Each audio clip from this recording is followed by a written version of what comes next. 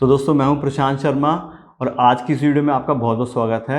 और आज हम बात करेंगे एक ऐसे सवाल के बारे में जो हर एक इन्वेस्टर के मन में उठता है कि क्या ये सही समय है शेयर मार्केट में इन्वेस्ट करने का या पैसा लगाने का, या फिर हम कैसे पता लगाएं कि कब हमें शेयर मार्केट में एंटर करना चाहिए और कब हमें उसमें से एग्जिट करना चाहिए। तो जैसे कि हम बात करें आज की डेट में सब तरफ एक ही बात हो रही है कि जो निफ्टी है उसने 17,000 पॉइंट्स को भी पार कर लिया है और मार्केट बहुत हाई चल रही है और मार्केट में बुल रन चल रहा है। तो ऐसे में अगर हम अपने लिए कोई इन्वेस्टमेंट डिसीजन लेना चाहते हैं तो हम कैसे ज़्यादा अच्छा इन्वेस्टमेंट डिसीजन ले सकते हैं। तो इसके लिए आज हम बात करेंगे एक ऐसे इंडिकेटर की जिसके थ्रू हम किसी भी कंट्री की जो मार्केट है, शेयर मार्केट है, उसको हम जज कर सकते हैं कि क्या मार्केट सही चल रही है, अंडर वैल्यूड है या ओवर वैल्यूड है। चाहे हम इंडिया की बात करें, चाहे हम यूएस की बात करें, चाइना की बात करें, इस इंडिकेटर के थ्रू हम किसी भी कंट्री की जो शेयर मार्केट है उसका एक अंदाजा लगा सकते हैं। तो जिस इंडिकेटर के बारे में आपसे बात करना चाहता हूं उसका नाम है वॉरेन बफेट इंडिकेटर, या इसको बोलते हैं मार्केट कैप बाय जीडीपी। अगर हम जैसे नाम से पता लग रहा है कि वॉरेन बफेट इंडिकेटर है, इस इंडिकेटर का जो इंट्रोड्यूस है वो वॉरेन बफेट सर ने किया है और अपने भी इन्वेस्टमेंट डिसीजन लेने के लिए वो काफ़ी इसका यूज़ करते हैं और सब लोगों को बोलते हैं कि हमें इस इंडिकेटर को हमेशा चेक करना चाहिए। अगर हम बात करें इसके फॉर्मूला की, तो जैसे आपको नाम से पता लग रहा है कि वॉरेन बफेट इंडिकेटर निकालने के क्या करेंगे हम, market cap divided by GDP, यानी कि जिस भी कंट्री का हम चेक करना चाह रहे हैं उस कंट्री की टोटल मार्केट कैपिटलाइजेशन को उस कंट्री की जीडीपी से जब हम डिवाइड करेंगे तो जो वैल्यू निकल के आएगी, जो नंबर निकल के आएगा बेसिकली, उसको हम बोलेंगे मार्केट कैप बाय जीडीपी। तो पहले बात करते हैं मार्केट कैपिटलाइजेशन की। मार्केट कैपिटलाइजेशन का मतलब होता है कि किसी कंपनी की टोटल वैल्यू।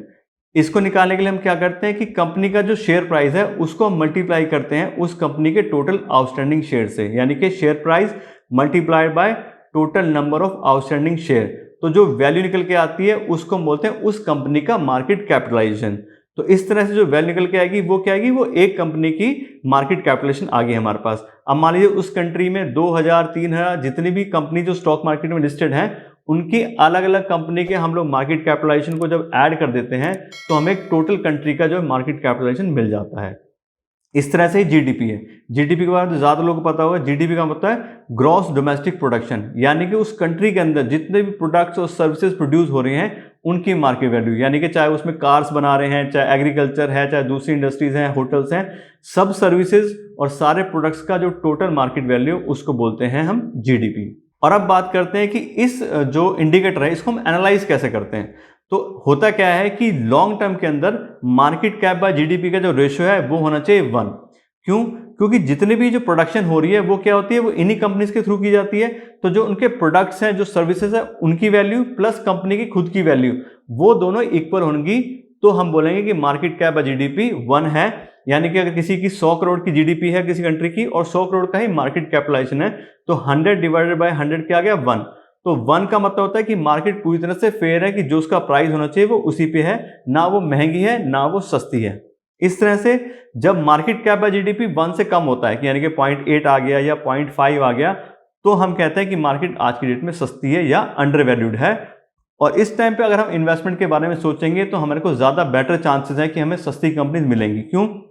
क्योंकि जब मार्केट कैप बाय जीडीपी कम होती है तो ज़्यादातर कंपनी के प्राइसेस गिरे हुए होते हैं। उस समय पे हम अच्छे स्टॉक जो है फेयर वैल्यू से कम पे भी खरीद सकते हैं। ऐसे ही जब मार्केट बढ़ती है तो क्या होता है, उसके साथ साथ मार्केट कैप बाय जीडीपी बढ़ता है, यानी कि अगर 1.2 है या 1.5 है तो इसका मतलब क्या है, मार्केट के अंदर हाइप चल रही है और लोग उन कंपनीज के लिए प्रीमियम पे कर रहे हैं। तो अगर 1.5 है उसका मतलब बहुत ज़्यादा मार्केट महंगी है, 1.5 गुना प्राइस लोग मांग रहे हैं, उस समय मार्केट में इन्वेस्ट नहीं करना चाहिए। और अगर हमें लगता है तो हम उसको एग्जिट भी कर सकते हैं उस मार्केट को उस समय पे। उसके लिए एक दो चीज़ें और देखनी होती हैं, लेकिन बेसिकली ये इंडिकेटर जो है ये हमें एक बहुत ही आसानी से एक आइडिया दे देता है कि मार्केट सस्ती चल रही है या महंगी चल रही है। फिर बात आती है कि अगर हम डेटा इसका कहाँ से लेंगे, कि हमें कैसे पता लगेगा कि आज की डेट में मार्केट कैप क्या चल रहा है, जीडीपी क्या चल रही है।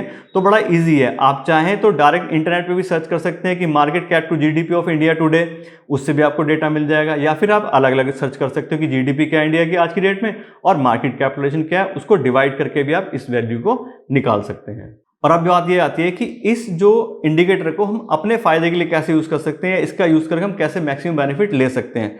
तो मैं आपको एक बहुत इंपॉर्टेंट बात बताता हूं कि जो रियल इन्वेस्टर होते हैं या जो बड़े बड़े इन्वेस्टर होते हैं वो मेनली इसी इंडिकेटर का यूज करते हैं मार्केट में एंट्री और एग्जिट करने के लिए। जैसा कि आपने देखा होगा कि बहुत सारे लोग हैं वो क्या करते हैं, वो डेली ट्रेडिंग नहीं करते हैं, वो लोग बहुत सारी अच्छी अच्छी कंपनीज को पहले से जज करके रखते हैं कि जिन कंपनियों के फंडामेंटल्स अच्छे हैं, जिनके प्रॉफिट ग्रो हो रहे हैं, जिनकी सेल्स ग्रो हो रही है और आने वाले टाइम में अच्छा उनका बेनिफिट मिलने वाला है। जैसे हम इंडिया की बात करें तो इंडिया में बहुत सारी कंपनी है, जैसे ब्रिटानिया कंपनी है, मारुति सुजुकी है, HDFC बैंक है। इस तरह की कंपनी क्या है, अच्छी कंपनी है जो पुरानी चल रही हैं, ग्रोथ भी अच्छी है, हमेशा सस्टेन करती हैं, खराब समय को भी अच्छे से हैंडल कर लेती हैं।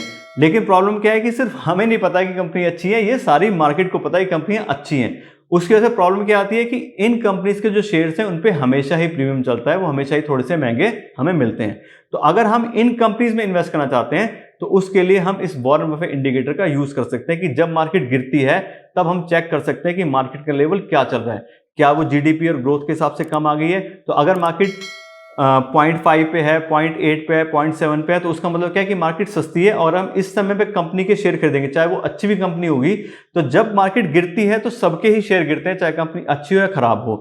तब हम उन कंपनीज को अच्छे से इन्वेस्ट करके फेयर वैल्यू से कम पे भी हम खरीद सकते हैं और जब मार्केट बढ़ जाएगी तब हम उसको बेच के उसका फायदा उठा सकते हैं। वैसे अगर हम आज की बात करें, आज की डेट में इंडिया का जो रेशियो है वो चल रहा है 1.2, यानी कि मार्केट कैप बाय जीडीपी कितना 1.2 आ रहा है। तो उसका मतलब क्या है कि मार्केट 20% प्रीमियम पे है। इसका मतलब क्या है कि अगर हम आज की डेट में शेयर खरीदेंगे तो बहुत मुश्किल है हमें सस्ते शेयर मिलना, हमें महंगे ही मिलेंगे और जो लोग सेल कर रहे हैं आज की डेट में उनको प्रॉफिट होगा, ना कि बाय करने वालों को। तो इस तरह से अगर हम आज की डेट में मार्केट में एंटर करना चाह रहे हैं तो वो सही समय एक तरीके से नहीं है।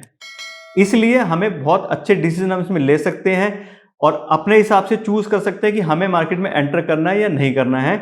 और फेयर वैल्यू से कम अगर हम खरीदना चाह रहे हैं तो उसके लिए हमें बिल्कुल इसको चेक करना चाहिए। दूसरी कई बार बात ये आती है कि अगर हम इंडिया की बात करें तो यहाँ पे कुछ लोग समझते हैं कि 0.8 जो इंडिकेटर है वो फेयर वैल्यू को जज करता है, क्योंकि मार्केट के अंदर, इंडियन मार्केट के अंदर बेसिकली सारी कंपनियां लिस्टेड नहीं है, तो वो कई बार फर्क हो जाता है। तो उसमें इतना फर्क नहीं कि 0.8 हो या 1 हो, लेकिन इस इंडिकेटर के थ्रू हम एक अच्छे से चेक कर सकते हैं कि मार्केट की आज क्या कंडीशन चल रही है, वो कितनी हाई है कितनी लो है वो बात की बात है, लेकिन हमें अच्छे से पता लग सकता है और एक हम इन्फॉर्म डिसीजन ले सकते हैं और अपने लिए अच्छी कंपनियां जो वो भी अच्छे से बाय कर सकते हैं। प्लस अगर मार्केट बढ़ गई है तो अपने शेयर्स या जो भी हमने म्यूचुअल फंड्स वगैरह लिए हुए हैं वो बेच के हम निकल सकते हैं और प्रॉफिट ले सकते हैं मार्केट गिरने से पहले। तो इस तरह से आज आपको सारी डिटेल दे दी है कि किस तरह से मार्केट कैप बाय जीडीपी को हम अपने इन्वेस्टमेंट डिसीजन के लिए यूज कर सकते हैं, किस तरह से हम अच्छी कंपनियों को हम फेयर वैल्यू से कम प्राइस पे खरीद सकते हैं। तो आशा करता हूं आपको आज की वीडियो अच्छी लगी होगी। आप इसको शेयर और लाइक जरूर कीजिएगा और मेरे चैनल को भी सब्सक्राइब कर लीजिएगा। Thank you so much.